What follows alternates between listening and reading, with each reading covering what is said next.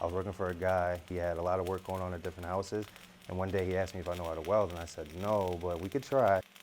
For Freddie Lloyd, working as a handyman was a way to make money and help with projects on people's homes.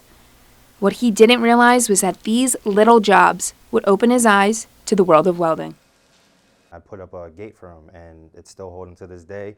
And ever since then, I like welding. Before Freddie could take his love for welding to the next level, he knew he needed the proper training. That's when Johnson College's welding program caught his eye. And Johnson helped me because the welding part. I had class for 4 days a week and welded in a booth for 5 hours out the day. And that part right there is what helped me to be able to stay here and work.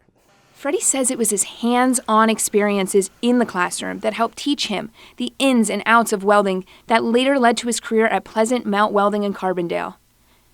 Now, Freddie gets to see the hard work he put in at Johnson College play out in real life. We made an overflow for a water system for wastewater, these boxes, and the cool thing about it was there was a lot more to it, and it was the first big job that I did here so far from working here, so that's what made it kind of better.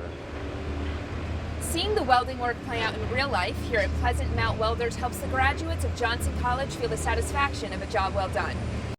Welding is just one of Johnson College's many programs that prepares its students for promising futures and good-paying careers. For Tech Talk, I'm Hannah O'Reilly.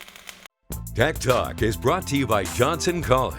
You can visit Johnson College campus anytime to meet instructors and explore their industry-driven lab spaces. The #10 trade school in the nation, right here in Scranton. Johnson College.